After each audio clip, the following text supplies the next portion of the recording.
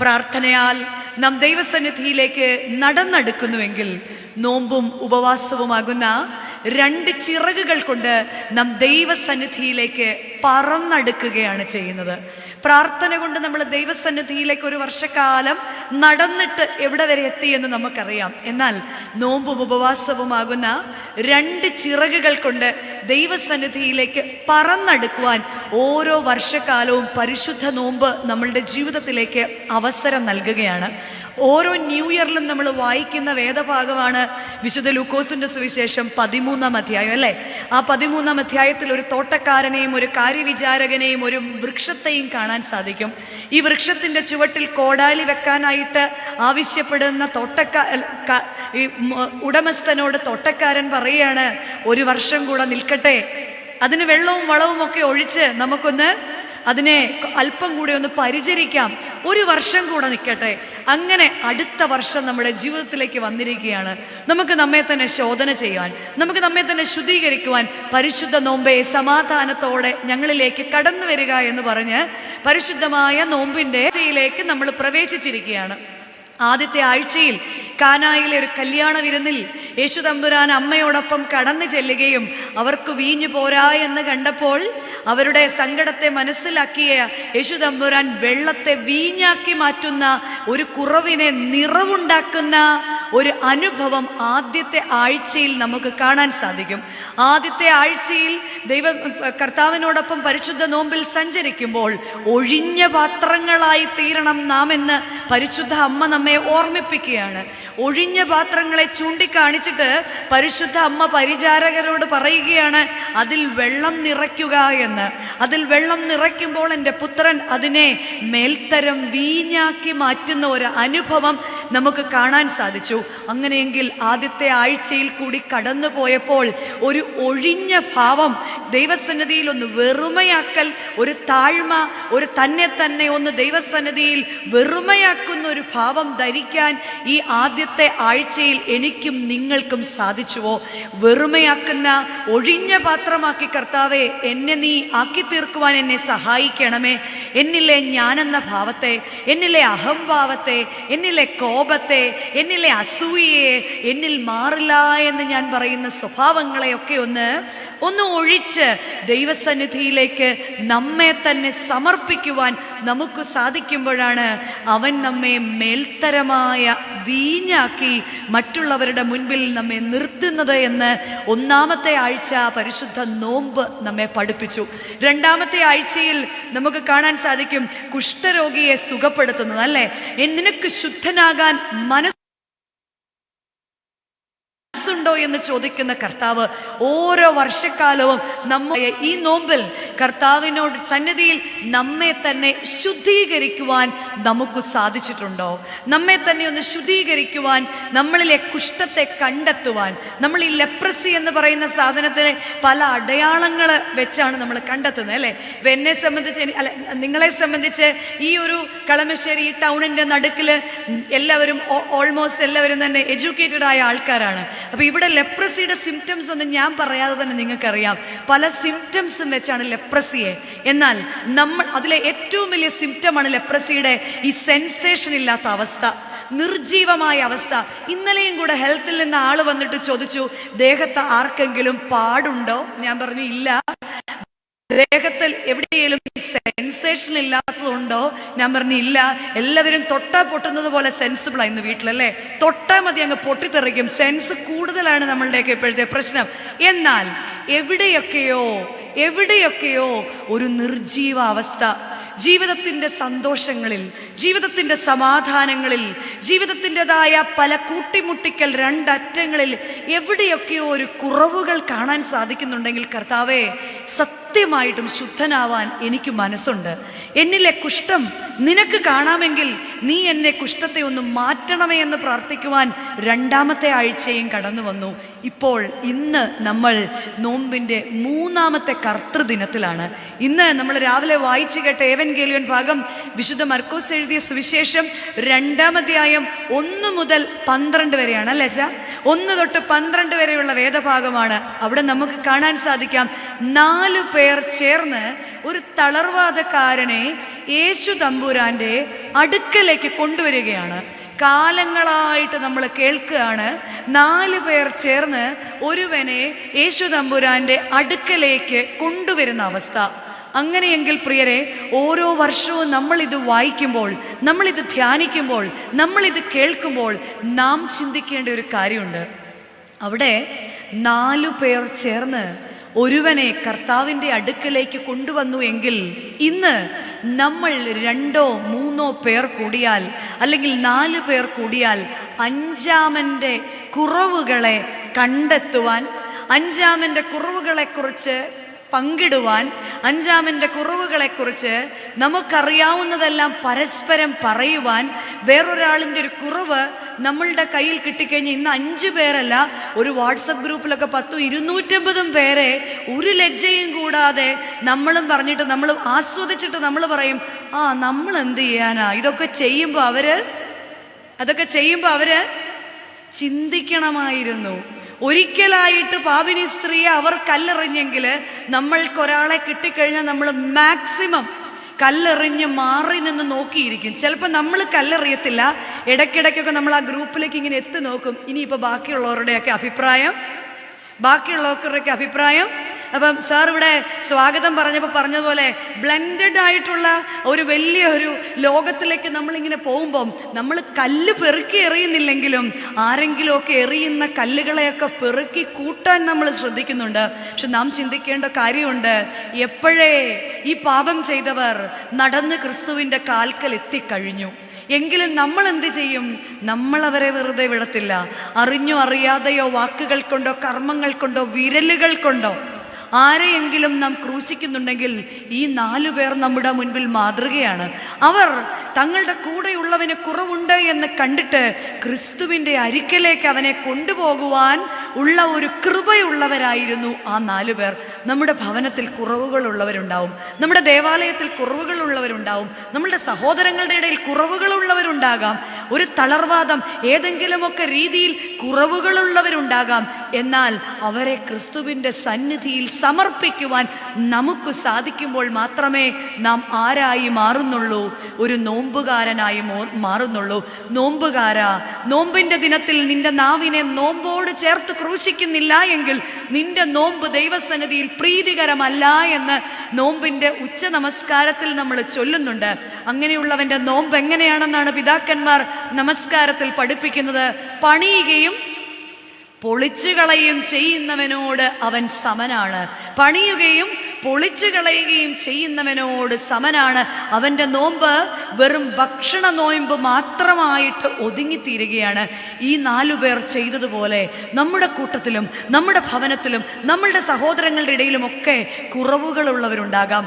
ഈ ഒരു വർഷക്കാലം കർത്താവേ, മറ്റുള്ളവരുടെ കുറവുകൾ കാണുമ്പോൾ എനിക്ക് മനസ്സിലാകാതിരിക്കത്തക്കവണ്ണം എൻ്റെ കണ്ണിനെ മറയ്ക്കണമേ എന്ന് പ്രാർത്ഥിക്കുവാൻ, അവൻ്റെ കുറവിനെ ദൈവസന്നിധിയിൽ സമർപ്പിച്ചുകൊണ്ട് പ്രാർത്ഥിക്കുവാൻ നമുക്ക് ഓരോരുത്തർക്കും സാധിക്കണം. ഇന്നത്തെ വേദഭാഗത്തിന് മറ്റൊരു പെർസ്പെക്റ്റീവ് ഉണ്ട്. എന്താണ്? ഈ ഒരു തളർവാദക്കാരനായ രോഗി കർത്താവിൻ്റെ കാൽക്കൽ വന്ന് നിൽക്കുകയാണ് അല്ലേ? ഞാനും നിങ്ങളുമൊക്കെ ഒരു തരത്തിലല്ലെങ്കിൽ മറ്റൊരു തരത്തിൽ തളർവാദമുള്ളവർ തന്നെയാണ്. ഒരു തരത്തിലല്ലെങ്കിൽ മറ്റൊരു തരത്തിൽ തളർവാദങ്ങൾ, എന്തെങ്കിലുമൊക്കെ രീതിയിൽ നമ്മുടേതായ കുറവുകളുണ്ട്. എല്ലാവർക്കും അവരവരുടെ കുറവുകൾ അറിയാം.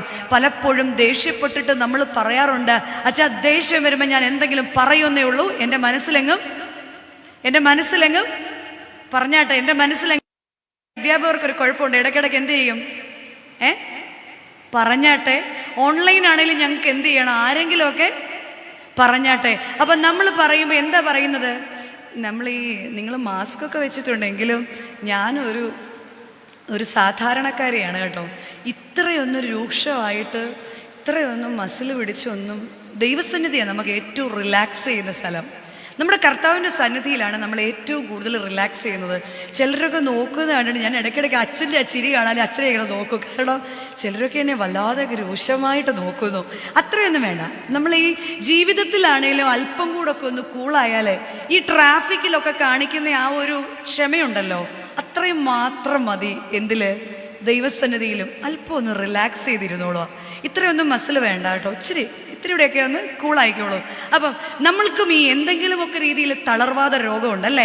ചിലപ്പോൾ നമ്മുടെ ദേഷ്യമായിരിക്കും, ചിലപ്പോൾ നമുക്ക് നാക്കിനെ അടക്കാൻ പറ്റാത്തതായിരിക്കും, ചിലപ്പോൾ നമുക്ക് കൺട്രോൾ ചെയ്യാൻ പറ്റത്തില്ല ചിലരോടൊക്കെയുള്ള ചിലർ നമ്മളോട് ചെയ്തിട്ടുള്ളത്. അങ്ങനെ അവരവരുടേതായ കുറവുകൾ നമുക്കറിയാമല്ലോ. ദൈവസന്നിധിയിൽ അതാണ് എൻ്റെ തളർവാദമെന്ന് സമ്മതിക്കാൻ നാം തയ്യാറാവണം. നമ്മെ ആര് കർത്താവിൻ്റെ അടുക്കലേക്ക് കൊണ്ടുപോകും? നമുക്കും വേണം, നമ്മുടെ കട്ടിലിലും പിടിക്കണം 4 പേര്. അതാണ് ഈ നോമ്പുകാലം. നോമ്പും ഉപവാസവും പ്രാർത്ഥനയും ദാനധർമ്മവും, ഈ 4 പേര് നമ്മളെ ക്രിസ്തുവിനെ അരികിലേക്ക് എത്തിക്കും. നോമ്പും പ്രാർത്ഥനയും ഉപവാസവും ദാനധർമ്മവുമാകുന്ന ഈ 4 പേർ നമ്മുടെ ജീവിതത്തിൽ ഉണ്ടാകുമ്പോഴാണ് നാം ദൈവസന്നിധിയിലേക്ക് പറന്നെടുക്കുന്നത്. നോമ്പ് നോക്കുന്നവരാകണം നമ്മൾ. മക്കളുടെ മുൻപാകെ നോമ്പ് അനുഷ്ഠിക്കുന്നവരാകണം. നോമ്പും ഉപവാസമുള്ളവരായി തീരണം. ക്രിസ്തുവിനോടൊപ്പം ഉപവസിപ്പാൻ നമുക്ക് സാധിക്കണം. ഉപവാസത്താൽ അത്രേ അവൻ ദുഷ്ടനെ അതിജീവിച്ചതെന്ന് വിശുദ്ധ മത്തായിയുടെ സുവിശേഷം, വിശുദ്ധ ലൂക്കോസിന്റെ സുവിശേഷം 4-ാം അധ്യായത്തിൽ നമുക്ക് കാണാൻ സാധിക്കാം. എന്തിനെയെല്ലാമാണ് അവൻ അതിജീവിച്ചത്? സാത്താൻ കർത്താവിൻ്റെ അടുക്കലേക്ക് ചെന്നിട്ട് പറയുകയാണ്, ഈ കല്ലിനെ, അയ്യോ ഇതൊക്കെ പറഞ്ഞില്ലേ മോശ, ഈ കല്ലിനെ അപ്പമാക്കി തീർക്കാൻ പറയാണ്. കർത്താവ് പറയാണ്, മനുഷ്യൻ അപ്പം കൊണ്ട് മാത്രമല്ല ജീവിക്കുന്നത്. അങ്ങനെയെങ്കിൽ പ്രിയരെ ഒന്ന് ചിന്തിക്ക്. അപ്പത്തിൻ്റെ ഉള്ള അന്വേഷണത്തിൽ പലപ്പോഴും കർത്താവിനെ മറന്നു പോകുന്നവരല്ലേ നമ്മൾ? പലപ്പോഴും കർത്താവിനെ മറന്നു പോകും. ജീവിതത്തിൽ പരസ്പരം മുഖത്ത് നോക്കാൻ മറന്നു പോവാ, സ്നേഹിക്കാൻ മറന്നു പോവാ. നമ്മളെല്ലാം എന്തിൻ്റെ അന്വേഷണത്തിലാ? അപ്പത്തിൻ്റെ അന്വേഷണത്തിലാ. 2-3 തലമുറയ്ക്കുള്ളത് എടുത്ത് അങ്ങോട്ടും ഇങ്ങോട്ടും മാറ്റിയിടുന്ന പോലെ ടെൻഷനായിട്ടിരിക്കുകയാണ്. പക്ഷെ നമ്മളെ കോവിഡ് പഠിപ്പിക്കുന്ന ഒരു പാഠമുണ്ട് കേട്ടോ. എന്താ പഠിപ്പിക്കുന്നത്? ഇതൊന്നും ദൈവസന്നിധിയിൽ മാന്യമല്ല. കാരണം ഇവിടെ ഒരു പാട്ട് പാടിയില്ലേ പാട്ടുകാര്, പേർ വിളിക്കും നേരം കാണുമോ, എൻ്റെ പേര് ആ നേരം കാണുമോ? പാടി കളയല്ല, പേർ വിളിക്കുന്ന ഒരു നേരമുണ്ട്. പേർ വിളിക്കുന്ന നേരം ഞാൻ എൻ്റെ ദൈവസന്നിധിയിൽ കാണുമോ? അത് ചിലപ്പോൾ ഉറക്കത്തിലായിരിക്കാം, അത് ചിലപ്പോൾ റോഡിൽ വെച്ചായിരിക്കാം, അത് ചിലപ്പോൾ എൻ്റെ വീട്ടിൽ വെച്ചായിരിക്കാം, അത് ചിലപ്പോൾ എൻ്റെ ഓഫീസിൽ വെച്ചായിരിക്കാം. ആ പേർ വിളിക്കും നേരം എൻ്റെ പേര് കാണണം. കഴിഞ്ഞ ആഴ്ച ഏറ്റവും വേദനയുള്ളൊരു സംഭവം ഉണ്ടായി. അച്ഛൻ്റെ സിസ്റ്റർ, അമ്മയുടെ സിസ്റ്ററിൻ്റെ മോളാണ്. അപ്പോൾ വൈകുന്നേരം ഒരു ഫോൺ വന്നു. ആ ഫോണിൽ ഇത്രേ പറഞ്ഞുള്ളൂ, ഉച്ചയ്ക്ക് അവൾ സംസാരിച്ചതാ. അത് കഴിഞ്ഞ് കുഞ്ഞിനെയും കൊണ്ട് ഉറങ്ങാൻ കിടന്നതാ. വൈകിട്ട് കുഞ്ഞ് ഉറക്കം കഴിഞ്ഞ് എഴുന്നേറ്റിട്ട് അമ്മയെ വിളിച്ചപ്പം അമ്മ ഉണർന്നില്ല. 30 വയസ്സുള്ള അമ്മ ഉണർന്നില്ല. പറഞ്ഞ് ചോദിച്ചപ്പോൾ ഡോക്ടർ പറയുന്നത് സൈലന്റ് അറ്റാക്ക് ആയിരുന്നെന്നാ. പിന്നെ ഉണർന്നിട്ടേ ഇല്ല, ആ മകൾ ഉണർന്നിട്ടേ ഇല്ല. കാരണം ചിലപ്പോൾ ആ പേർ വിളിക്കുന്ന നേരം ഉറക്കത്തിലായിരിക്കാം, ആ പേർ വിളിക്കുന്ന നേരം നടക്കുമ്പോഴായിരിക്കാം. ആ പേർ വിളിക്കുന്ന നേരത്ത് ദൈവസന്നിധിയിൽ എൻ്റെ പേര് കാണണമെങ്കിൽ ദൈവസന്നിധിയിൽ അപ്പത്തിന് വേണ്ടിയുള്ള അന്വേഷണത്തിനിടയിലും മക്കളുടെ മുൻപിൽ മാതൃകയായി തീരുവാൻ പ്രിയ മാതാപിതാക്കളെ നമുക്ക് സാധിക്കണം. 2, കർത്താവ് ഉപവസിച്ചുകൊണ്ടിരുന്നപ്പോൾ കർത്താവിനോട് പറഞ്ഞു, നീ ദൈവപുത്രനെങ്കിൽ മോളിൽ നിന്ന് താഴേക്ക് ചാടാൻ. കർത്താവിൻ്റെ മുൻപിൽ പിശാച് പറയാ, നീ ദൈവപുത്രനെങ്കിൽ മോളിൽ നിന്ന് താഴേക്ക് ചാടാൻ. പലപ്പോഴും ദൈവത്തിന്റെ സന്നിധിയിൽ നിന്ന് നമ്മളും അങ്ങനത്തെ അത്ഭുതങ്ങളാണ് പ്രതീക്ഷിക്കുന്നത് അല്ലേ? നമുക്ക് ആർക്കും ഇല്ലാത്ത അത്ഭുതങ്ങൾ എൻ്റെ ദൈവം എൻ്റെ ജീവിതത്തിൽ ചെയ്യണം. ഇമ്പോസിബിളായ എല്ലാ കാര്യങ്ങളും കർത്താവ് എനിക്ക് ചെയ്യണം. കർത്താവെ എന്നെ കാത്തോണം, എൻ്റെ ഭർത്താവിനെ കാത്തോണം, എൻ്റെ മക്കളെ കാത്തോണം. കർത്താവ് പറയാ, നിന്റെ ദൈവത്തിൻ്റെ സന്നിധിയിൽ നിന്റെ ദൈവത്തെ നീ പരീക്ഷിക്കരുത്. 3-ാമത് വീണ്ടും പറയുകയാണ്, നിനക്ക് കാണുന്നതെല്ലാം തരാം, നീ എന്നെ വീണ് നമസ്കരിക്കാൻ. നമ്മൾക്ക് ചില അഡ്ജസ്റ്റ്മെൻറ്റുകൾ പ്രാർത്ഥനയിലും ഉപവാസങ്ങളിലുമൊക്കെ വരുത്തുമ്പോൾ കർത്താവിൻ്റെ കണ്ണിലേക്ക് നോക്കണം. നമ്മൾ ഉപവസിക്കുന്നവരും പ്രാർത്ഥിക്കുന്നവരുമാകണം. ഈ 4 പേര് വേണം ദൈവസന്നിധിയിലേക്ക് നമ്മളെ അടുപ്പിക്കാൻ. പിന്നീട് ഈ ഇന്നത്തെ വേദഭാഗത്തിന്റെ മറ്റൊരു പെർസ്പെക്റ്റീവാണ്. യഹൂദനെ സംബന്ധിച്ചിടത്തോളം ഭവനത്തിന്റെ മേൽക്കൂര എന്ന് പറയുന്നത് അവന്റെ അഭിമാനമാണ്. മേൽക്കൂരയില്ലാത്ത ഭവനം എന്ന് പറയുന്നവൻ ശാപഗ്രസ്തനാണ്. എന്നിരുന്നിട്ട് പോലും ഏതോ ഒരുത്തനു വേണ്ടി അവന്റെ മേൽക്കൂരയെ പൊളിക്കുവാൻ ഒരുവൻ തയ്യാറാവുകയാണ്. പ്രിയമുള്ളവരെ, അതായിരിക്കാം ഒരു പക്ഷേ ക്രിസ്തു അവന്റെ ഭവനത്തിലേക്ക് ഇറങ്ങി ചെല്ലുവാൻ ഉള്ള അവന്റെ ഏക യോഗ്യത. ഒരു പക്ഷേ അതായിരിക്കാം. അങ്ങനെയെങ്കിൽ നമുക്ക് ചില മേൽക്കൂരകളൊക്കെ ഉണ്ട്. ഒരുപക്ഷെ നമ്മുടെ ക്വാളിഫിക്കേഷൻസ് ആയിരിക്കാം, നമ്മളുടെ ഡിഗ്നിറ്റി ആയിരിക്കാം, നമ്മുടെ കുടുംബ മഹിമയായിരിക്കാം. നമുക്ക് മറ്റുള്ളവരോട് മിണ്ടാൻ, മറ്റുള്ളവരോടൊന്ന് ഒത്തുപോകാൻ പലപ്പോഴും സാധിക്കാറില്ലെങ്കിൽ ആ മേൽക്കൂരകളെ ഒന്ന് പൊളിച്ചെങ്കിൽ മാത്രമേ ക്രിസ്തു എൻ്റെ ഭവനത്തിലേക്ക് ഇറങ്ങി വരൂ എന്നാണ് ഈ ആഴ്ചത്തെ വേദഭാഗം നമ്മെ പഠിപ്പിക്കുന്നത്. 4 പേർ കൂടി അവനെ കൊണ്ടു ചെല്ലുമ്പോൾ അവനെ ശുദ്ധീകരിപ്പിക്കുന്ന, അവനെ എഴുന്നേൽപ്പിക്കുന്ന ക്രിസ്തുവിനെ നമുക്ക് കാണാൻ സാധിക്കും. അങ്ങനെയെങ്കിൽ പ്രിയരെ, നമ്മുടെ ജീവിതത്തിലും ഈ നോമ്പുകാലം ഒരു ശുദ്ധീകരണത്തിൻ്റെ കാലമായിരിക്കണം. ഇസ്രായേൽ ജനം നമ്മെ പോലെ തന്നെ അത്ഭുതങ്ങൾ കാണാൻ ആഗ്രഹിച്ചവരാണ്, അടയാളങ്ങൾ കാണാൻ ആഗ്രഹിച്ചവരാ. നമുക്ക് ആഗ്രഹമില്ലേ നമ്മുടെ ജീവിതത്തിൽ അത്ഭുതങ്ങൾ ദൈവം ചെയ്യണമെന്ന്? തീർച്ചയായിട്ടും ഉണ്ടല്ലേ. പകൽ മേഘസ്തംഭമായിട്ടും രാത്രി അഗ്നിതൂണായിട്ടും ഇസ്രായേലിനെ വഴി നടത്തിയ ഇസ്രായേലിന്റെ പരിശുദ്ധനായ ദൈവം തൻ്റെ ജനത്തിന് വിശക്കുമ്പോൾ മന്നയും തൻ്റെ ജനത്തിന് ദാഹിക്കുമ്പോൾ മാറായിലെ കൈപ്പുള്ള ജലം മാധുര്യമാക്കി കൊടുക്കുകയും ചെയ്ത ദൈവം തൻ്റെ ജനം തളർന്നു പോകാതെയും അവരുടെ വസ്ത്രം ജീർണിക്കാതിരിക്കാനും തക്ക സമയത്ത് അവരെ വഴി നടത്തിയ ഇസ്രായേലിന്റെ പരിശുദ്ധനായ ദൈവത്തിൽ നിന്ന് അത്ഭുതങ്ങളും അടയാളങ്ങളും കാണാതെ വന്നപ്പോൾ ഇസ്രായേൽ ജനം ദൈവത്തിനെതിരെ പിറുപിറുത്തു. അത്ഭുതങ്ങളും അടയാളങ്ങളും മാത്രം ചെയ്തിരുന്ന ഇസ്രായേൽ ജനത്തോട് മോശയ്ക്ക് ശേഷം ഇസ്രായേലിനെ നയിച്ചവനായ യോശുവ പ്രവാചകന്റെ പുസ്തകം 3-ാം അധ്യായത്തിന്റെ 5-ാം വാക്യത്തിൽ പറയുകയാണ്, ഈ വഴിക്കു നിങ്ങൾ മുൻപേ പോയിട്ടില്ലല്ലോ. പിന്നെ യോശുവ തന്റെ ജനത്തോട്, നിങ്ങൾ നിങ്ങളെ തന്നെ ശുദ്ധീകരിപ്പീൻ, എന്നാൽ യഹോവ നാളെ നിങ്ങളുടെ ഇടയിൽ അത്ഭുതം പ്രവർത്തിക്കുമെന്ന്. നിങ്ങൾ നിങ്ങളെ തന്നെ ശുദ്ധീകരിക്കുവിൻ. ഈ നോമ്പ് കാലത്തിൽ കർത്താവെ, എവിടെയാണോ എൻ്റെ ജീവിതത്തിൽ ശുദ്ധീകരണം ആവശ്യമുള്ളത് അവിടെ എന്നെ നീ ശുദ്ധീകരിക്കണമേ എന്ന് പ്രാർത്ഥിക്കുവാൻ നമുക്ക് സാധിക്കണം. ഈ കാലഘട്ടത്തിൻ്റെ ഏറ്റവും വലിയ പ്രത്യേകതയല്ലേ ഇലകൾ പൊഴിയുന്നത്. ഇലകളെല്ലാം പൊഴിഞ്ഞു കിടന്ന് നമുക്ക് ഭയങ്കര ഡിസ്റ്റർബൻസാണ് നമ്മുടെ വീടിൻ്റെ മുറ്റത്തും റോഡിലുമെല്ലാം അല്ലേ. എന്താ ഇലകൾ പഠിപ്പിക്കുന്ന പാഠം? മരങ്ങൾ കാലത്തോട് കാലം ചേരുമ്പോൾ അതിൻ്റെ പഴുത്ത ഇലകളെ പൊഴിക്കുമ്പോൾ, അല്ലയോ ദൈവത്തിൻ്റെ സൃഷ്ടിയുടെ മകുടമായ മനുഷ്യ, ഓരോ നോമ്പ് കാലത്തും എൻ്റെയും നിങ്ങളുടെയും പഴുപ്പിനെ അന്വേഷിക്കണം. മാറ്റുവാൻ, എന്നിലെ പഴുപ്പിനെ ഒന്ന് പൊഴിക്കാൻ ഈ മരങ്ങൾ കാണുമ്പോൾ കർത്താവേ, എന്നിലെ പഴുപ്പിനെയും നീ ഇതുപോലെ പൊഴിച്ചു കളയണം. അതിന് കർത്താവ് നമ്മളോട് ചോദിക്കും, ഞാൻ നിന്നിലേക്ക് കടന്നു വരാം, നിന്നിൽ എന്തുണ്ട് എന്ന്. നിന്നിൽ എന്തുണ്ട്? ഞാൻ നിന്നിലേക്ക് കടന്നു വരുവാൻ നിന്നിൽ എന്തുണ്ട് എന്ന് ചോദിക്കുമ്പോൾ 2 രാജാക്കന്മാരുടെ പുസ്തകം 4-ാം അധ്യായം നമുക്ക് കാണാൻ സാധിക്കും. ശുദ്ധീകരണത്തിൻ്റെ കർത്താവ് നമ്മളിലേക്ക് ഇറങ്ങി വരുവാൻ നാം എന്താണ് ചെയ്യേണ്ടതെന്ന്. ഈ 2 രാജാക്കന്മാരുടെ പുസ്തകം 4-ാം അധ്യായത്തിൻ്റെ വേദഭാഗം ഇങ്ങനെയാണ്. എലീശ പ്രവാചകന്റെ ഒരു ശിഷ്യന്റെ ഭാര്യയും തമ്മിലുള്ള സംഭാഷണമാണ്. എലീശ പ്രവാചകന്റെ ശിഷ്യൻ മരണപ്പെട്ടു. അവർ വളരെ വേദനയിൽ കൂടെ കടന്നു പോകുകയാണ്. കടം കൊണ്ട് തൻ്റെ കുഞ്ഞുങ്ങളെ പിടിച്ചുകൊണ്ട് പോകാൻ ആൾക്കാർ വരുന്ന സമയത്താണ് ഈ എലീശ പ്രവാചകൻ ആ ഭവനത്തിലേക്ക് കടന്നു ചെല്ലുന്നത്.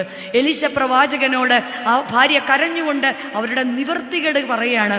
4-ാം അധ്യായത്തിൻ്റെ 2-ാം വാക്യത്തിൽ എലീശ പ്രവാചകൻ മറുപടി പറയാ, ഞാൻ നിനക്ക് എന്തു ചെയ്തു തരണം? 2, നിന്റെ കയ്യിൽ എന്തുണ്ട്? 2 ചോദ്യങ്ങളാണ്. ഞാൻ നിനക്ക് എന്തു ചെയ്തു തരണം? നിന്റെ കയ്യിൽ എന്തുണ്ട്? ഈ സന്ധ്യയിൽ നമ്മളോട് ചോദിക്കുകയാണ് കർത്താവ്, ഞാൻ നിനക്ക് എന്താണ് ചെയ്തു തരേണ്ടത്? 2, നിന്റെ കയ്യിൽ എന്തുണ്ട്? മറുപടിയായിട്ട് ആ പാവം സ്ത്രീ പറയാണ്, എൻ്റെ കയ്യിൽ 1 ഭരണി എണ്ണയുണ്ട്. എലീശ പ്രവാചകൻ പറയാണ്, നീ അയൽവക്കത്ത് ചെന്ന് പാത്രങ്ങളെല്ലാം വായ്പ വാങ്ങുക. അവൾ വാങ്ങിക്കൊണ്ടുവന്നു. എന്നിട്ട് അവളോട് പറയാണ്, അകത്ത് കയറി നീയും നിന്റെ മക്കളും വാതിലടയ്ക്കുക. അതിനുശേഷം ഈ പാത്രങ്ങളിലെല്ലാം എണ്ണ കൊണ്ട് നിറയ്ക്കുക. അങ്ങനെ ആ വീട്ടിലെയും അയൽവക്കത്തെ വീട്ടിലെയും ഒക്കെ പാത്രങ്ങൾ ഇങ്ങനെ കവിഞ്ഞു കഴിഞ്ഞപ്പോൾ ആ സ്ത്രീ വന്ന് എലീശ പ്രവാചകനോട് പറയാ, പ്രവാചക, പാത്രങ്ങൾ നിറഞ്ഞു കഴിഞ്ഞു എന്ന്. അപ്പോൾ എണ്ണയുടെ വരവ് നിന്നുപോയി എന്ന് പരിശുദ്ധ വേദപുസ്തകത്തിൽ 2 രാജാക്കന്മാരുടെ പുസ്തകം 4-ാം അധ്യായം 6-7 വാക്യങ്ങളിൽ കാണാം. അങ്ങനെയെങ്കിൽ പ്രിയരെ, നമ്മോടും ഇന്ന് ഈ സന്ധ്യയിൽ ദൈവത്തിൻ്റെ ആത്മാവ് പറയാ, ഞാൻ നിനക്ക് I am ready to give. എന്നാൽ നിന്റെ കയ്യിൽ എന്താണുള്ളത്? കുടുംബജീവിതത്തിലായിരിക്കുന്നവരെ, നിങ്ങളുടെ ഭവനത്തിൻ്റെ പ്രശ്നങ്ങളെ ഞാൻ അറിയുന്നുണ്ട്. ഞാൻ എന്താണ് നിനക്ക് ചെയ്ത് തരേണ്ടത്? നമുക്ക് ഉള്ളതിനെ ഇരട്ടിപ്പിക്കുന്ന ദൈവത്തെ നമുക്ക് കാണാം. നമ്മോട് കർത്താവ് പറയാ, നിന്റെ നിയോഗങ്ങളെ നീ തിരിച്ചറിയുമ്പോൾ നിനക്കുള്ളതിനെ ഇരട്ടിയാക്കി തരാൻ ഞാൻ തയ്യാറാണ്. നമുക്കതിന് 2 കുടുംബങ്ങളെ മാതൃകയാക്കാം. ഒന്ന്, പഴയ നിയമ പുസ്തകം ആരംഭിക്കുന്ന കുടുംബം. പഴയ നിയമ പുസ്തകം ആരംഭിക്കുന്ന കുടുംബം ഏതാണ്? നല്ല രസമാണ് കേൾക്കാൻ. പഴയ നിയമ പുസ്തകം ആരംഭിക്കുന്ന ഏതാണ്? അയ്യോ, ഏദനിലെ കുടുംബം. അച്ഛാ, ഇതിപ്പോ 2 ആഴ്ച ഇവിടെ അങ്ങ് നിൽക്കാനോ? ഏദനിലെ കുടുംബം. പുതിയ നിയമം ആരംഭിക്കുന്ന കുടുംബമോ? നസ്രത്തിലെ കുടുംബം. പഴയ നിയമം, നമ്മളെ ഈ സ്കൂളിൽ ചെല്ലുമ്പോൾ നമുക്ക് വലിയ ആഗ്രഹമാണ് നമ്മുടെ മക്കൾ എല്ലാത്തിലും ഫസ്റ്റ് ആവണം എന്നല്ലേ? അല്ലേ? നമ്മൾ ആദ്യം എന്താ ചോദിക്കുന്നത്? മാം, മോൻ ആൻസേഴ്സ് ഒക്കെ പറയുന്നുണ്ടോ? അല്ലേ? മാം, മോൻ നോട്ട്സ് ഒക്കെ എഴുതുന്നുണ്ടോ? അപ്പം ഇപ്പം ഇനി ചിന്തിക്കണം, എന്തുകൊണ്ടാണ് മാം മോൻ ആൻസർ പറയാത്തത്? എന്തുകൊണ്ടാ? എന്തുകൊണ്ടാ? നമുക്ക് ഇത്രയും മടിയാണെങ്കിൽ നമ്മുടെ മക്കൾക്ക് എന്തോരം മടിയായിരിക്കും അല്ലേ? ഓക്കെ, ഏദനിലെ കുടുംബത്തിലേക്ക് പോകാം. ഏദനിലെ കുടുംബം നമുക്ക് ക്രിസ്റ്റൽ ക്ലിയർ ആണ്. എന്താണ് അവരുടെ കുഴപ്പം? ഒന്നാമത്തെ അവരുടെ കുഴപ്പം എന്തായിരുന്നു? അവരുടെ ഒന്നാമത്തെ കുഴപ്പമായിരുന്നു അനുസരണക്കേട്. രണ്ടാമത്തെ കുഴപ്പം, ദൈവസന്നിധിയിൽ ആ അനുസരണക്കേട് മറച്ചു വെക്കാമെന്ന് അവർ സ്വയം ധരിച്ചു. മൂന്നാമത്തെ കുഴപ്പം എന്തായിരുന്നു? അവർ സ്വയം നീതീകരിച്ചു. നാലാമത്തെ കുഴപ്പം എന്താണ്? അവർ പരസ്പരം പഴിചാരി. ഏദനിൽ നിന്ന് കനി ഭക്ഷിച്ചു അവർ പുറത്തു പോയെന്നാണ് നമ്മൾ പറയുന്നത്. അല്ല, ഈ 4 പ്രശ്നങ്ങൾ അവർ കാണിച്ചു. അതിൻ്റെ റിഫ്ലക്ഷൻ എവിടെയാണ് ഉണ്ടായെന്നറിയാമോ? അവരുടെ മകനായ കയീനിലേക്ക് നോക്കിയാൽ മതി. ഈ സെയിം റിഫ്ലക്ഷൻ നമുക്ക് കാണാൻ സാധിക്കും. എന്താണ്? ദൈവസന്നിധിയിൽ അവൻ അനുസരണക്കേട് കാണിച്ചു. 2, ദൈവസന്നിധിയിൽ അവൻ്റെ കുറ്റങ്ങൾ മറച്ചു വെക്കാമെന്നവൻ സ്വയം ധരിച്ചു. 3, ഞാൻ എൻ്റെ സഹോദരൻ്റെ കാവൽക്കാരനോ? അവൻ അവൻ്റെ സഹോദരനെ പഴിചാരി. 4, അവൻ സ്വയം നീതീകരിച്ചു. ഇതാണ് ഏദനിലെ കുടുംബത്തിൻ്റെ തുടർച്ച. എന്നാൽ നസ്രത്തിൻ്റെ കുടുംബത്തിൻ്റെ പ്രത്യേകത എന്തായിരുന്നു? അവർ ദൈവസന്നിധിയിൽ അനുസരണമുള്ളവരായിരുന്നു. അവർ 2 പേരും 2 സ്ഥലത്തിരുന്നപ്പോഴും ദൈവശബ്ദം കേട്ടവരായിരുന്നു. അവർ ദൈവശബ്ദം അനുസരിച്ചവരായിരുന്നു. 2, അവർ ദൈവസന്നിധിയിൽ അവരെ തന്നെ താഴ്ത്തിയേൽപ്പിച്ചവരായിരുന്നു. തികച്ചും മംഗളകരമല്ലായിരുന്നു അവർ കേട്ട വാർത്ത. എന്നിരുന്നാൽ പോലും ഇതാ ഞാൻ കർത്താവിൻ്റെ ദാസി എന്ന് പറയുവാൻ ആ ഭവനത്തിലെ അമ്മയ്ക്കും, ഇതാ ഞാൻ അവളെ ചേർത്തുകൊള്ളാമെന്ന് തയ്യാറാകുവാൻ അപ്പനും സാധിച്ചപ്പോഴാണ് ആ കുടുംബം എന്നും മാതൃകയുള്ള കുടുംബമായിട്ട് കാണാൻ സാധിക്കുന്നത്. ഒരു സമർപ്പണ മനോഭാവം ആ കുടുംബത്തിലുണ്ടായിരുന്നു. ഈ കുടുംബത്തിൻ്റെ റിഫ്ലക്ഷൻ എവിടെ കാണാൻ സാധിക്കും? യേശു തമ്പുരാനിൽ, അവരുടെ പുത്രനിൽ കാണാൻ സാധിക്കും. പിതാവിനോട് കുരിശിനോളം അനുസരണമുള്ള പുത്രനെ നമുക്ക് കാണാൻ സാധിക്കാം. എൻ്റെ ഇഷ്ടമല്ല അപ്പ, അവിടുത്തെ ഇഷ്ടം എന്നിൽ നിറവേറട്ടെ എന്ന് പറഞ്ഞ് തന്നെ താഴ്ത്തുന്ന പുത്രനെ നമുക്ക് കാണാൻ സാധിക്കും. അത് എവിടെ നിന്ന് കണ്ടതാണവൻ? എവിടെ നിന്ന് പഠിച്ചതാണവൻ? 33 വർഷങ്ങൾക്ക് മുൻപ് അവൻ്റെ അമ്മ ദൈവസന്നിധിയിൽ തന്നെ താഴ്ത്തിയത് കൊണ്ടാണ് അപ്രകാരമുള്ള ഒരു പുത്രനെ അവർക്ക് കാണാൻ സാധിച്ചത്. സമർപ്പണം. നിന്റെ ഹൃദയത്തിൽ കൂടെ ഒരു വാൾ കടക്കുമെന്നുള്ള ശീമോന്റെ ആ നല്ല വാക്കിൽ തന്നെ കുരിശിന്റെ ചുവട്ടിൽ സമർപ്പിച്ച അമ്മയുടെ പുത്രനാണ് ക്രിസ്തു. അങ്ങനെയെങ്കിൽ പ്രിയരെ, ഏദനിലെ കുടുംബത്തെയും നസ്രത്തിലെ കുടുംബത്തെയും നമ്മുടെ കുടുംബത്തെയും നമുക്ക് താരതമ്യം ചെയ്യാം. ദൈവസന്നിധിയിൽ കണ്ടിട്ടില്ലാത്ത, കേട്ടിട്ടില്ലാത്ത എന്തെല്ലാം അനുഗ്രഹങ്ങൾ ഇന്ന് നമ്മൾ അനുഭവിക്കുന്നുണ്ടല്ലേ? ഈ ഭൂമിയിൽ നമ്മൾ ജീവിക്കുമ്പോൾ എത്രയോ പേർക്കില്ലാത്ത എന്തെല്ലാം സാധ്യതകൾ ദൈവം നമുക്ക് നൽകിയിട്ടുണ്ട്. ഈ കേൾക്കുന്നതല്ലാതെ അനുസരിക്കുവാൻ നോമ്പിൻ്റെ നാളുകളിലും അതിനുശേഷവും നമുക്ക് സാധിക്കാറുണ്ടോ? അനുസരണമുള്ളവരാണോ നമ്മൾ ദൈവസന്നിധിയിൽ? 2, ദൈവസന്നിധിയിൽ പലതും മറച്ചു വെക്കുന്ന സ്വഭാവം നമുക്കുണ്ടോ? 3, ജീവിത പങ്കാളിയെ പഴിചാരുന്ന, ഞാനാണോ കുഴപ്പം, നിങ്ങളങ്ങനെ പറഞ്ഞുകൊണ്ടല്ലേ ഞാൻ അതിന് പുറകെ പറഞ്ഞത് എന്ന് പറഞ്ഞ് പരസ്പരം പഴിചാരുന്ന, സ്വയം നീതീകരിക്കുന്ന, ഒരു അനുഭവം എൻ്റെ ജീവിതത്തിൽ ഉണ്ടാകുന്നുണ്ടെങ്കിൽ ഇവിടെ ആ സ്ത്രീയോട് ചോദിച്ചതുപോലെ കർത്താവ് ഈ സന്ധ്യയിൽ നമ്മളോട് ചോദിക്കുകയാണ്, നിന്റെ കയ്യിൽ എത്രയുണ്ട് എണ്ണ? നിന്നെ ഞാനൊരു കുടുംബജീവിതം ഏൽപ്പിച്ചപ്പോൾ നിന്റെ കയ്യിൽ എണ്ണയായിട്ട് എന്താണ് ഉള്ളത്? രണ്ടാമതായിട്ട് എലീശ പ്രവാചകൻ പറയുകയാണ്, നീ അയൽപക്കത്ത് ചെന്ന് പാത്രങ്ങൾ വാങ്ങിക്കൊണ്ടുവരുവാൻ. ഈ നോമ്പിൻ്റെ നാളുകളിൽ എല്ലാവരും നോമ്പ് അനുഷ്ഠിക്കുന്നവരാണ്. എന്നാൽ ദാനം ചെയ്യുവാൻ എനിക്കും നിങ്ങൾക്കും സാധിക്കുന്നുണ്ടോ? മക്കളുടെ മുൻപിൽ ദാനങ്ങൾ കൊടുക്കുവാൻ നമുക്ക് ഓരോരുത്തർക്കും സാധിക്കുന്നുണ്ടോ?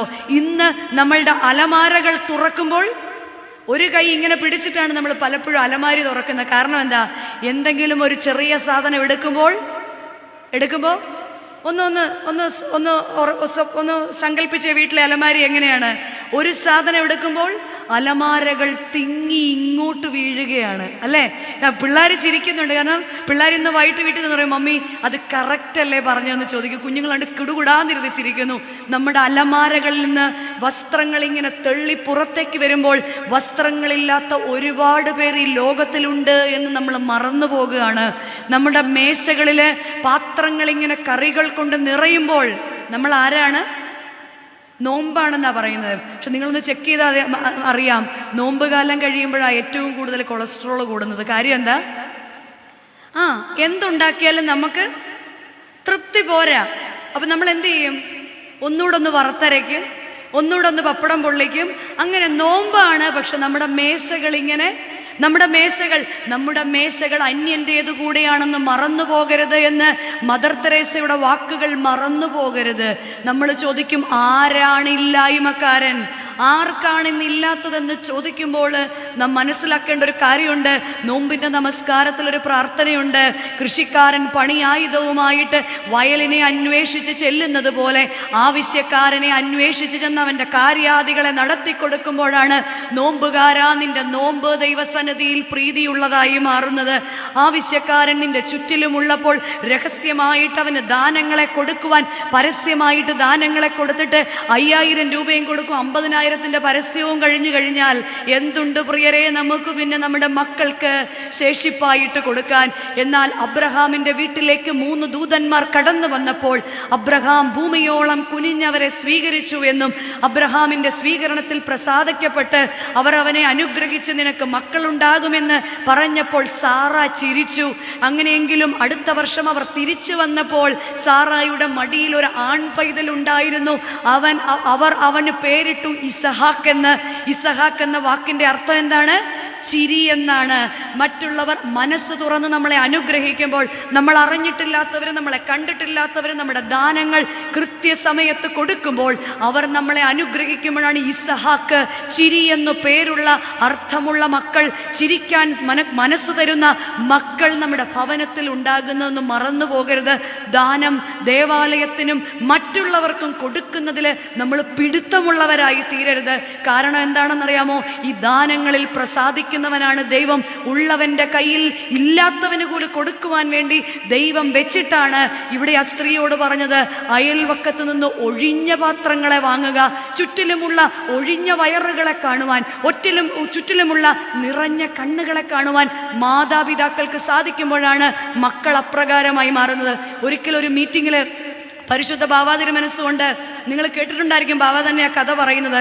ബാവാ തിരുമനസ് ഇങ്ങനെയാ പറഞ്ഞത്, ഒരിക്കൽ ഒരു അച്ഛൻ വീട്ടിലേക്ക് കടന്നു വരികയാണ്.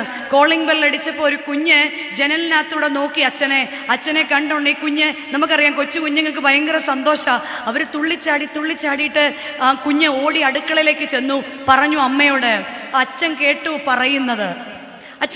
പറയുന്നത്. ഈ കുഞ്ഞ് വിളിച്ചു പറഞ്ഞുകൊണ്ട് പോയത്, അമ്മേ കള്ളം വന്നു എന്നാ പറഞ്ഞത്. അച്ഛനാകെ ഒരു വല്ലായ്മയായി കേട്ടോ. അച്ഛനൊരു സാധു, അച്ഛൻ വാതിൽ തുറന്നോണ്ടേ. അപ്പോൾ അച്ഛനെ കണ്ടോണ്ടേ, നമ്മൾ നല്ല ആക്ഷൻകാരാണല്ലോ, അയ്യോ അച്ഛ വന്നാട്ടെ ഇരുന്നാട്ടെ, ഒന്നും വേണ്ട, അങ്ങ് അച്ഛൻ എന്തോ വേണം, അങ്ങനെ വലിയ സ്നേഹത്തിലാണ്. അപ്പോൾ അച്ഛൻ പറഞ്ഞു, എന്നെ കണ്ടപ്പോൾ കുഞ്ഞെന്തോ പറഞ്ഞല്ലോ, അത് അച്ഛൻ പള്ളിയിൽ നിന്ന് വന്നെന്നാ പറഞ്ഞതെന്ന്.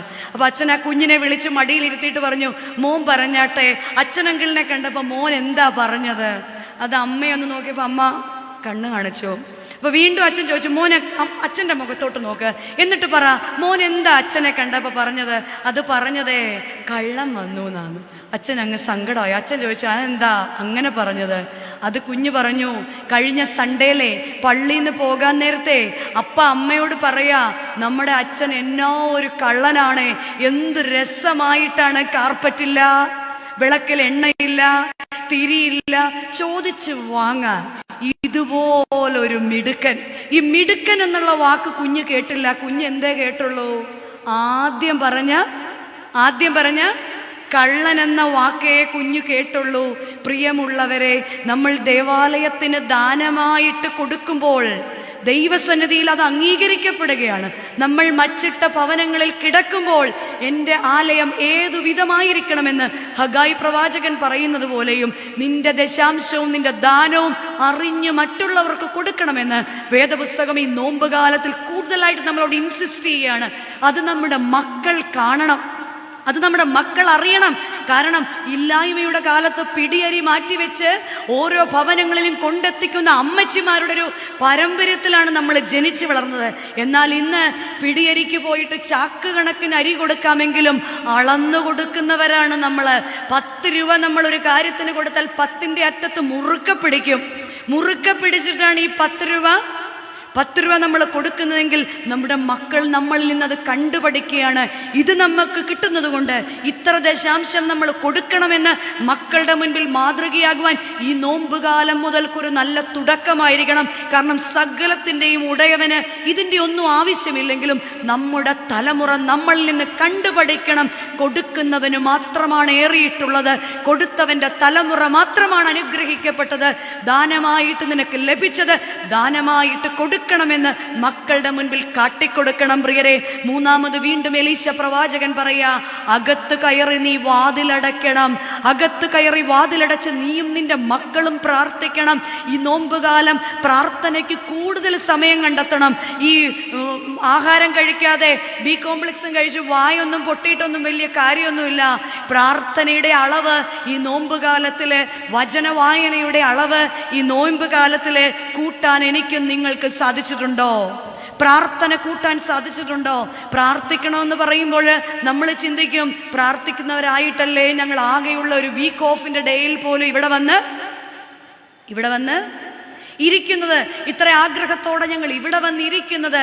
എന്നാൽ ദാനിയേൽ പ്രവാചകന്റെ പുസ്തകത്തിൽ 6-ാം അധ്യായത്തിൽ ഒരു പ്രാർത്ഥിക്കുന്നവനെ നമുക്ക് കാണാം. ആ പുരുഷന്റെ പേര് ദാനിയേൽ. 6-ാം അധ്യായത്തിന്റെ 10-ാം വാക്യത്തിൽ പതിവ് പോലെ മുട്ടുകൾ മടക്കി കിളിവാതിലുകളെ തുറന്ന് യെരൂശലേമിന്റെ നേരെ ഇരുന്ന് പ്രാർത്ഥിക്കുന്ന ദാനിയേലിനെ കാണാം. 2 കാര്യങ്ങളാ പറയുന്നത്. 1, ദാനിയേൽ പതിവ് പോലെ പ്രാർത്ഥിച്ചു. 2, യെരൂശലേമിനു വേണ്ടി പ്രാർത്ഥിച്ചു.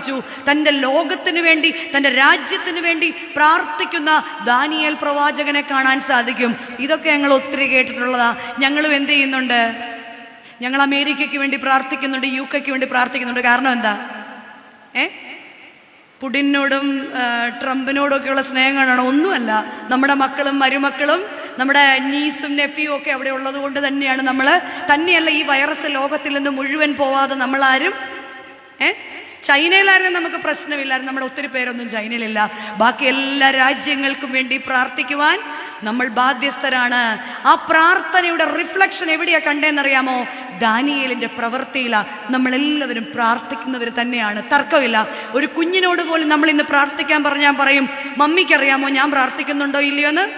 ഞാൻ പ്രാർത്ഥിച്ചോളാം, അല്ലേ? നിനക്ക് പ്രാർത്ഥന പോരാ എന്നൊന്നും ഇപ്പൊ ആരോടും പറയാൻ പറ്റത്തില്ല, അവര് നമ്മളെ കൊന്നുകളയും. എന്നാൽ പ്രാർത്ഥിക്കുന്നവനെ അറിയുന്നത് എവിടെയാണ്? പ്രാർത്ഥിക്കുന്നവന്റെ പ്രവൃത്തിയിലാണ്. എവിടെയാ കാണാൻ സാധിക്കുന്നത്? ആ ദാനിയേൽ പ്രവാചകന്റെ പുസ്തകം 6-ാം അധ്യായം 20, 21, 22 വാക്യം. അവിടെ എന്താണ് സാഹചര്യമെന്ന് നിങ്ങൾക്കറിയാം. ദാനിയേലിനെ സിംഹക്കുഴിയിലേക്ക് ഇടുകയാണ്. രാജാവിന് ഒട്ടും താല്പര്യമില്ലായിരുന്നെങ്കിലും രാജ്യത്തിന്റെ കൽപ്പന ആയിരുന്നതുകൊണ്ട് രാജാവിനെ അല്ലാതെ മറ്റൊരുവനെ ആരാധിക്കുന്നവനെ സിംഹക്കുഴിയിലേക്ക് തള്ളിയിട്ടു. രാജാവ് രാത്രി ഉറങ്ങിയില്ല. രാവിലെ അധികാലത്ത് എഴുന്നേറ്റിട്ട്, ദാനിയേലേ, നിന്റെ ദൈവം നിന്നെ സിംഹക്കുഴിയിൽ നിന്ന് വിടുവിച്ചുവോ എന്നൊരു ചോദ്യമാണ് രാജാവ് ചോദിക്കുന്നത്. അവിടെ ദാനിയേലിന്റെ മറുപടിയാണ് നമ്മൾ കേട്ടു പഠിക്കേണ്ടത്. ദാനിയേൽ എന്താ അതിന് മറുപടി പറഞ്ഞത്? രാജാവ് ദീർഘായുസ്സോടെ ഇരിക്കട്ടെ. ഈ രാജാവ് ആരാ? തലേദിവസം സന്ധ്യയില് തന്നെ പിടിച്ച് സിംഹത്തിന്റെ കുഴിയിലേക്ക് തള്ളിയിട്ട രാജാവിനോട് പിറ്റേ ദിവസം ദാനിയേൽ പറയാണ്, രാജാവ് ദീർഘായുസോടെ ഇരിക്കട്ടെ. പ്രാർത്ഥിക്കുന്നവന്റെ റിഫ്ലക്ഷൻ അവന്റെ പ്രവൃത്തിയിലുണ്ടാകും. എന്നാൽ നമ്മളെല്ലാം പ്രാർത്ഥിക്കുന്നവരാണ്, എന്നാൽ നമ്മുടെ നാവിൽ നിന്ന് ഒരു സ്നേഹം മറ്റുള്ളവരിലോട്ട് വരാറുണ്ടോ? വീട്ടിലൊരു പ്രശ്നമുണ്ടാകുമ്പോൾ എൻ്റെ നാവിനെ നിയന്ത്രിക്കുവാൻ, എൻ്റെ മനസ്സിനെ നിയന്ത്രിക്കാൻ എനിക്ക് സാധിക്കുന്നുണ്ടോ?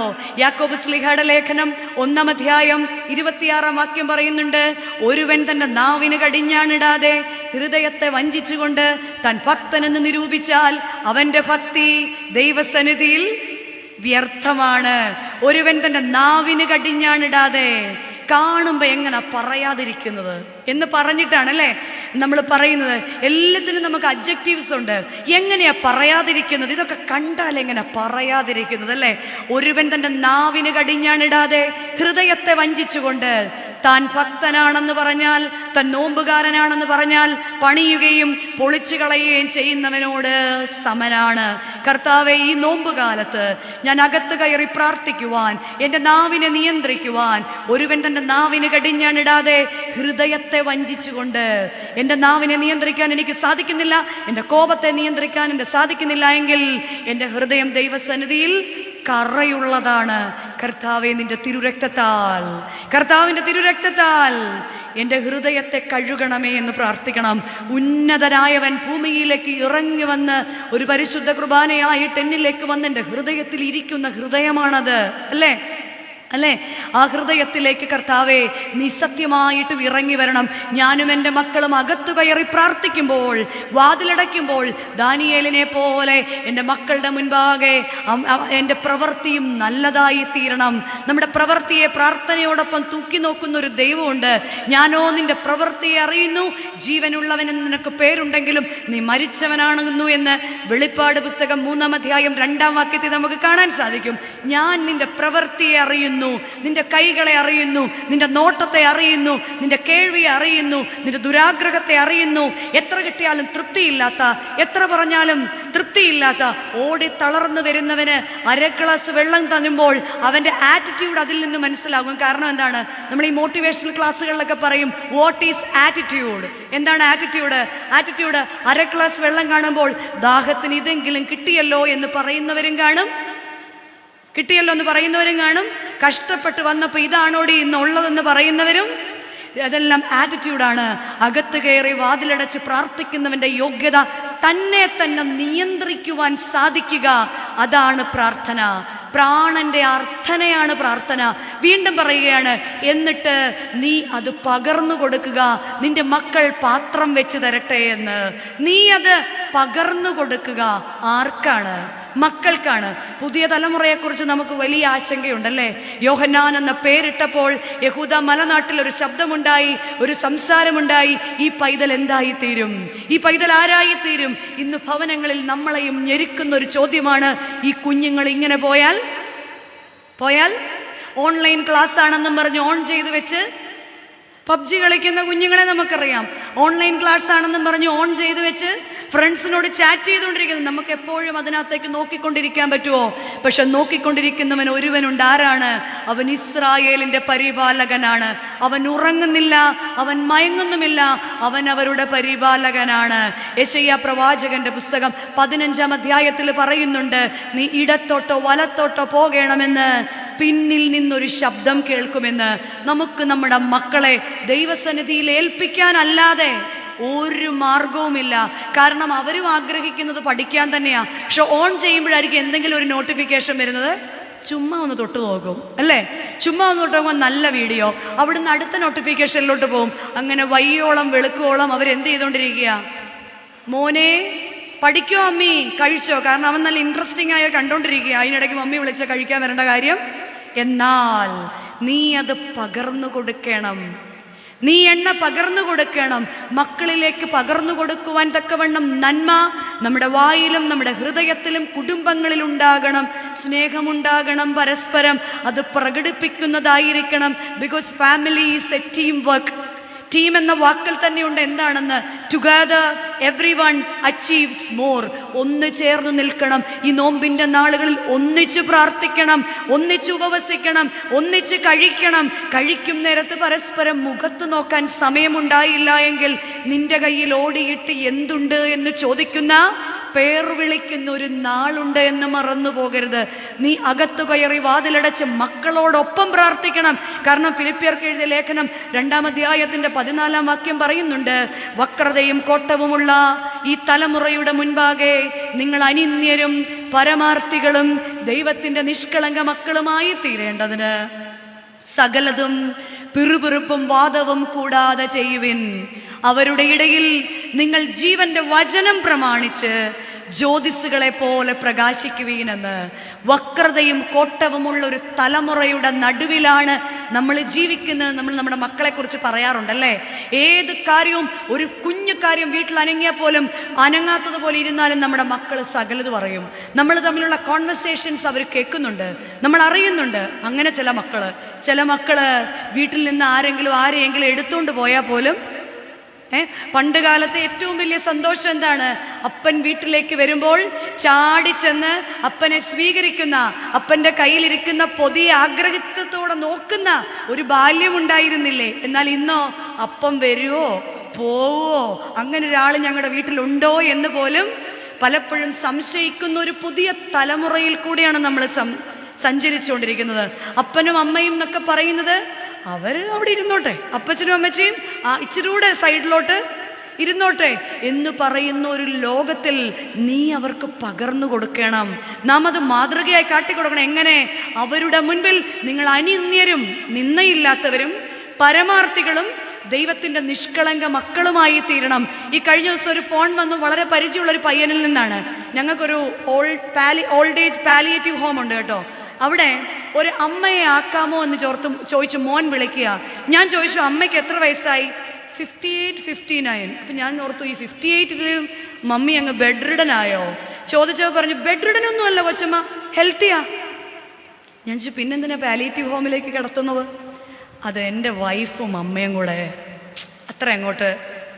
അപ്പം ഞാൻ ഓർത്തുപോയി, ഞാനല്ല അതിന് മറുപടി പറയാൻ യോഗ്യൻ, കുറച്ചുകൂടെ യോഗ്യൻ അച്ഛനാണ്. അപ്പം അച്ഛനമ്മ നല്ല കറതീർത്ത് നല്ലതായിട്ട് അവരെ ഒന്ന്, എനിക്ക് കുറച്ചുകൂടെ സോഫ്റ്റാണ്. ഈ പ്രസംഗത്തിലുള്ളൊരു ഹാർഡ്നെസ്സേ ഉള്ളൂ. എനിക്ക് അത്ര അങ്ങോട്ട് മുഖത്ത് നോക്കി പറയാറിഞ്ഞൂടാ. കാരണം വല്ലവരും എന്നെ എന്തെങ്കിലും പറഞ്ഞെങ്കിലോ. ശരിക്കും അങ്ങോട്ട് ചോദിച്ചു, കാര്യങ്ങളെല്ലാം തിരക്കി. ആർക്കും ആരെയും സബ്സ്റ്റിറ്റ്യൂട്ട് ചെയ്യാൻ പറ്റത്തില്ല. എന്നിരുന്നാൽ പോലും കുടുംബങ്ങളിൽ ചേർത്ത് പിടിക്കേണ്ടവരെ ചേർത്ത് പിടിക്കുവാൻ, പകർന്നു കൊടുക്കുവാൻ നിങ്ങൾ അനിന്യരാകണം, നിന്നയില്ലാത്തവരാകണം, പരമാർത്ഥികളാകണം. ദൈവത്തിൻ്റെ നിഷ്കളങ്ക മക്കളാകേണ്ടതിന് എന്തു ചെയ്യണം? സകലവും പിറുപിറുപ്പും വാദവും കൂടാതെ ചെയ്യണം. ഭവനത്തിൽ എന്തു ചെയ്യുമ്പോഴും ഒരഭിപ്രായമായിരിക്കണം. കാരണം എന്താണ്? നസ്രത്തിലെ കുടുംബം പരസ്പരം ശുശ്രൂഷ മനോഭാവമുള്ളവരായിരുന്നു. അതെവിടെ കാണാൻ സാധിച്ചു? യേശു തമ്പുരാൻ ശിഷ്യന്മാരുടെ അടുക്കൽ പാദങ്ങളെ കഴുകിക്കൊണ്ട് പറയുന്നുണ്ട്, ഞാനോ നിങ്ങളുടെ ഇടയിൽ ഒരു ശുശ്രൂഷക്കാരനെ പോലെയാകുന്നു എന്ന്. ഭവനത്തിൽ പരസ്പരം ശുശ്രൂഷ ചെയ്യുവാൻ അപ്പനും അമ്മയ്ക്കും മക്കൾക്കും സാധിക്കണം. അങ്ങനെയെങ്കിൽ മാത്രമാണ് മക്കളുടെ മുൻപിൽ പിറുപിറുപ്പില്ലാതെ ജീവിക്കാൻ നമുക്ക് സാധിക്കുന്നത്. 2, അവരുടെ ഇടയിൽ ജീവന്റെ വചനം പ്രമാണിക്കണം. ഈ വചനം ഇങ്ങനെ കേൾക്കുകയല്ലാതെ ഇത് പ്രമാണിക്കാൻ നമുക്ക് സാധിക്കാറുണ്ടോ? കുറച്ചു നേരമൊക്കെ ഓർത്തിരിക്കും. ഇന്ന് ഏറ്റവും സുലഭമായിട്ട് എന്താ കിട്ടുന്നതെന്ന് ചോദിച്ചാൽ ഓൺലൈൻ ഷോപ്പിംഗ് പോലെ തന്നെയാണ് വചനം. നമ്മുടെ മൂഡ് അനുസരിച്ച് നമുക്ക് എന്ത് ചെയ്യാം? വചനം കേൾക്കാം. നമ്മുടെ ടേസ്റ്റ് അനുസരിച്ച് നമുക്ക് വചനം കേൾക്കാം. നമ്മളുടെ എന്താണോ നമുക്ക് അന്നേരത്തെ രീതി, ആരുടേത് വേണമെങ്കിലും നമ്മുടെ വിരൽ തുമ്പിൽ കേൾക്കാം. എന്നാൽ ഈ വചനം കേൾക്കുന്നതല്ലാതെ വചനം അനുസരിക്കുന്നത് ഈ മക്കളുടെ മുൻപിൽ നമ്മൾ കാട്ടിക്കൊടുക്കുന്നുണ്ടോ? കോപം പാപമാണെന്ന് പറഞ്ഞിട്ട് കോപിക്കാതിരിക്കാൻ നമുക്ക് സാധിക്കുന്നുണ്ടോ? ഒരുവനിൽ ദൈവത്തിൻ്റെ ആത്മാവ് കടന്നു വരുമ്പോൾ അവനിൽ ദൈവത്തിൻ്റെ ഭാവമുണ്ടാവും. അവൻ്റെ കലത്തിലെപ്പോഴും, അവൻ്റെ ഹൃദയത്തിലെപ്പോഴും എണ്ണയുണ്ടാകും. പരിശുദ്ധാത്മാവ് എന്ന എണ്ണ മക്കളിലേക്ക് പകർന്നു കൊടുക്കണം. വചനമനുസരിക്കണം. ജ്യോതിസ് പോലെ അവരുടെ മുൻപിൽ പ്രകാശിക്കണം. ജ്യോതിസ്, വിളക്കിൻ്റെ പ്രത്യേകത എന്താണ്? വെളിച്ചത്തിൻ്റെ പ്രത്യേകത എന്താണ്? വെളിച്ചം മുന്നിൽ നിൽക്കുമ്പോൾ നിഴൽ പിന്നിലുണ്ടാകും. വെളിച്ചം പിന്നിലാണെങ്കിൽ നിഴൽ മുന്നിലുണ്ടാകും. എന്നാൽ വെളിച്ചം നിന്നിലാണെങ്കിൽ നീയുമില്ല, നിഴലുമില്ല, വെളിച്ചം മാത്രമേ ഉള്ളൂ. മക്കളുടെ മുൻപിൽ സ്വയം മാതൃകയാകണം. ഇന്നവരെ പോലെ കണ്ടുപിടിക്കാനല്ല, നമ്മെ കണ്ട് നമ്മുടെ മക്കൾ പഠിക്കുവാൻ തക്കവണ്ണം, നമ്മുടെ കൊച്ചുമക്കൾ പഠിക്കാൻ തക്കവണ്ണം നാം സ്വയം മാതൃകയാകണം. പലപ്പോഴും ഒന്ന് മുറിയേണ്ടി വരും, പലപ്പോഴും ഒന്ന് താഴേണ്ടി വരും, പലപ്പോഴും ഒന്ന് വിട്ടുകൊടുക്കേണ്ടി വരും. എന്നാൽ ഈ നോമ്പുകാലത്ത് ഒന്ന് വിട്ടുകൊടുക്കാൻ നമുക്ക് സാധിക്കണം. നാം അവർക്ക് പകർന്നു കൊടുക്കണം.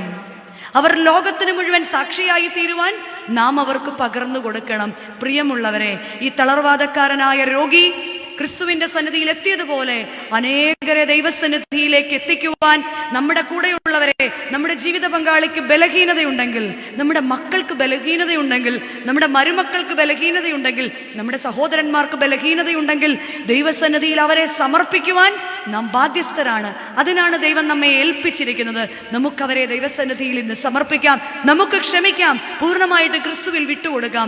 നമ്മുടെ തളർവാദങ്ങളെയും കർത്താവിന്റെ സന്നിധിയിലേക്ക് നോമ്പിനാലും പ്രാർത്ഥനയാലും ഉപവാസത്താലും ദാനധർമ്മത്താലും നമുക്ക് നമ്മുടെ തളർവാദങ്ങളെ മാറ്റിയെടുക്കാം. നമ്മളുടെ കുറവുകളെ നിറവുകളാക്കി മാറ്റാം. ഈ സ്ത്രീയെ പോലെ കർത്താവേ, എൻ്റെ കയ്യിൽ നീ തന്ന കുടുംബം വേണ്ടേ, എൻ്റെ കയ്യിൽ നീ തന്ന ജോലിയേ ഉള്ളൂ, നീ തന്ന ആരോഗ്യമേ ഉള്ളൂ, നീ തന്ന സമ്പത്തേ ഉള്ളൂ, നീ തന്നതല്ലാതെ ഒന്നുമില്ല എന്ന് പൂർണ്ണമായിട്ട് സമ്മതിക്കാം. നോമ്പുകാലത്ത് ഈ മരങ്ങൾ ഇലകളെ പൊഴിക്കുന്നത് പോലെ നമ്മുടെ പഴുപ്പുകളെയൊക്കെ ഒന്ന് പൊഴിക്കാം. നമ്മുടെ പഴുപ്പുകളെ, കർത്താവേ, നിനക്കിഷ്ടമില്ലാത്തത് എന്തും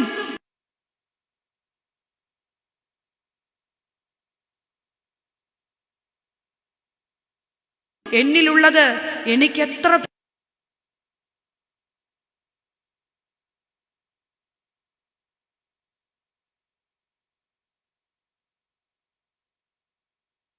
പ്രിയമുള്ളതാണെങ്കിലും ചിലപ്പോൾ അതിനെ നമുക്ക് ദൈവസന്നിധിയിലേക്ക് സമർപ്പിക്കാം. 2, അയൽപക്കത്തുള്ളവനെ, നമുക്ക് ചുറ്റുമുള്ളവനെ, നമ്മുടെ സമൂഹത്തിലുള്ളവനെ ഈ നോമ്പുകാലത്തിൽ നമ്മൾ നോമ്പിൽ മീതിയാക്കുന്നത്, ദാനം ചെയ്യുന്നത് മക്കളുടെ മുൻപിൽ വെച്ചാകട്ടെ. വീണ്ടും 3-മതായി, അകത്തിരുന്ന് നീ പ്രാർത്ഥിക്കുമ്പോൾ നിന്റെ പ്രവൃത്തി നിന്റെ പ്രാർത്ഥനയ്ക്ക് തുല്യമാകട്ടെ. സ്തോത്രവും ശാപവും ഒരു ഉറവയിൽ നിന്ന് വരരുത്. കയ്പും മധുരവും ഒരു ഉറവയിൽ നിന്ന് വരുന്നില്ല എന്ന് യാക്കോബ് ശ്ലീഹയുടെ ലേഖനം 3-ാം അധ്യായം നമ്മെ ഓർമ്മിപ്പിക്കുന്നുണ്ട്. അതുകൊണ്ട് കയ്പും മധുരവും ഒരു ഉറവയിൽ നിന്ന് വരാതിരിക്കട്ടെ. നമ്മുടെ മക്കളുടെ മുൻപാകെ അവയെ പകർന്നു കൊടുക്കുവാൻ നല്ല മാതൃകകളെ, നമ്മുടെ വിശ്വാസങ്ങളെ, മാതൃകയുള്ള ജീവിതങ്ങളെ ഒക്കെ മക്കളുടെ മുൻപിൽ പകർന്നു കൊടുക്കുവാൻ ഈ നോമ്പുകാലങ്ങൾ മുഖാന്തരമായി തീരുമ്പോൾ മാത്രമാണ് നാം ഓരോരുത്തരും തലമുറയുടെ മുൻപാകെ അനുഗ്രഹിക്കപ്പെട്ടവരാകുന്നത്. എൻ്റെ വാക്കുകളെ നിർത്തട്ടെ. വെളിച്ചം നിന്നിലാകട്ടെ, വെളിച്ചം നമ്മുടെ ഉള്ളിലാകട്ടെ, വെളിച്ചത്തിൽ നാം ജ്വലിക്കട്ടെ. ഈ നോമ്പുകാലത്തിൽ പുതിയ കൃപകളെ കൊണ്ട്, പുതിയ ദാനങ്ങളെ കൊണ്ട് വരും തലമുറയ്ക്ക് മാതൃകയുള്ളവരായി തീരുവാൻ ദൈവത്തിന്റെ പരിശുദ്ധാത്മാവ് എല്ലാവരെയും സഹായിക്കട്ടെ എന്ന് പ്രാർത്ഥിച്ചുകൊണ്ട്, ആശംസിച്ചുകൊണ്ട് എൻ്റെ വാക്കുകളെ നിർത്തുന്നു. കുടുംബങ്ങളെ മനോഹരങ്ങളായ ദേവാലയങ്ങളാക്കി മാറ്റുവാൻ ഈ കോവിഡ് കാലം പഠിപ്പിച്ചപ്പോൾ കോവിഡിന്റെ ആദ്യത്തെ പ്രോട്ടോക്കോളായ ബ്രേക്ക് ദ ചെയിൻ നമ്മുടെ ജീവിതത്തിൽ നമുക്ക് ശീലിക്കാം. നമ്മുടെ ചെയിനുകളെയൊക്കെ ഒന്ന് ബ്രേക്ക് ചെയ്യാം. നമ്മളായിട്ട് സൃഷ്ടിച്ചിരിക്കുന്ന അതിന് പുതിയ ധ്യാന കേന്ദ്രങ്ങൾ അന്വേഷിച്ച് പോകുകയല്ല ബന്ധനങ്ങളെ അഴിക്കാൻ. എന്നിലെ ബന്ധനങ്ങളെ തരുക്കെ പിടിച്ച് നമുക്ക് ഈ ചെയിനുകളെയൊക്കെ ഒന്ന്, നമ്മുടെ ജീവിത പങ്കാളി ഇങ്ങനെയാണ്, നമ്മുടെ മക്കൾ ഇങ്ങനെയാണ്, എൻ്റെ മക്കൾക്ക് ഇത്രയും കഴിവേ ഉള്ളൂ എന്നുള്ള ആ ചെയിനുകളെയൊക്കെ ഒന്ന് ബ്രേക്ക് ചെയ്തിട്ട് ഈ കോവിഡിന്റെ മാനദണ്ഡങ്ങളെ പാലിച്ചുകൊണ്ട്, കോവിഡ് പഠിപ്പിക്കുന്ന ആദ്യത്തെ കാരണം എന്താണ്? Break the chain. 2, social distancing. നമ്മൾ പലരുമായിട്ടും ഒരുപാട് ഡിസ്റ്റൻസുകൾ വെച്ചിട്ടുണ്ടല്ലേ? സഹോദരങ്ങളെ കാണാൻ, ഒന്ന് ചിരിക്കാൻ, ഒന്ന് സംസാരിക്കാൻ, മാതാപിതാക്കളെ ഒന്ന് അന്വേഷിക്കാൻ ഒരു ഡിസ്റ്റൻസ് വെച്ചിട്ടുണ്ട്. ആ ഡിസ്റ്റൻസുകളെ മാറ്റാം. ഹൃദയം കൊണ്ട് എല്ലാവരെയും ചേർത്ത് പിടിക്കാൻ ഈ കാലഘട്ടം നമ്മെ പഠിപ്പിക്കട്ടെ. വീണ്ടും പഠിപ്പിക്കുന്നുണ്ട്, വാഷ് യുവർ ഹാൻഡ്സ്. കൂടെ കഴുകാം, നമുക്ക് കഴുകപ്പെടാം. കർത്താവേ, നിന്റെ തിരുരക്തത്താൽ എന്നെ കഴുകണമേ, എൻ്റെ നാവിനെ കഴുകണമേ, എൻ്റെ ഹൃദയത്തെ കഴുകണമേ, എൻ്റെ കൈകളെ കഴുകണമേ. പിന്നെ എന്തെല്ലാം മറന്നാലും എന്ത് മറക്കരുത്? മാസ്ക് മറക്കരുത്. മാസ്ക് എന്താ നമ്മെ ഓർമ്മിപ്പിക്കുന്നത്? കുറെയൊക്കെ അങ്ങ് മിണ്ടാതിരിക്കുക. കാരണം എന്താ? നിന്റെ മൂക്കിൽ കൂടെ വരുന്ന ശ്വാസവും നിന്റെ വായിൽ നിന്ന് വരുന്ന വാക്കും ദൈവസന്നിധിയിൽ ബന്ധപ്പെട്ടിരിക്കുന്നു. ദൂതന്റെ മുൻപാകെ അറിയാതെ ഭവിച്ചുപോയി എന്ന് പറയരുത്. എന്ത് ഉയർത്താം? കണ്ണ് ഫ്രീ ആണ്, കാത് ഫ്രീ ആണ്. ഈ നോമ്പുകാലത്ത് കണ്ണുകളെ കൂടുതലായിട്ട് ദൈവസന്നിധിയിൽ ഉയർത്താം, ദൈവശബ്ദം കൂടുതലായിട്ട് കേൾക്കാം, മക്കളുടെ മുൻപിൽ മാതൃകയാകാം. അനുഗ്രഹിക്കപ്പെട്ട ഒരു വർഷക്കാലം കൂടെ കർത്താവ് നമ്മളെ സൂക്ഷിച്ചിരിക്കുകയാണ്. ആ കൃപയ്ക്കായിട്ട് നമുക്ക് ദൈവസന്നിധിയിൽ നന്ദി പറയാം. ഈ യോഗത്തിൽ കടന്നു വന്ന് എല്ലാവരും ദൈവസന്നിധിയിൽ കൂടുതൽ അനുഗ്രഹങ്ങളെ പ്രാപിക്കുവാൻ ദൈവത്തിന്റെ പരിശുദ്ധാത്മാവ് എല്ലാവരെയും സഹായിക്കട്ടെ എന്ന് പ്രാർത്ഥിച്ചുകൊണ്ട്, ആശംസിച്ചുകൊണ്ട് എൻ്റെ വാക്കുകളെ നിർത്തുകയാണ്. ദൈവം എല്ലാവരെയും സമൃദ്ധിയായിട്ട് അനുഗ്രഹിക്കട്ടെ.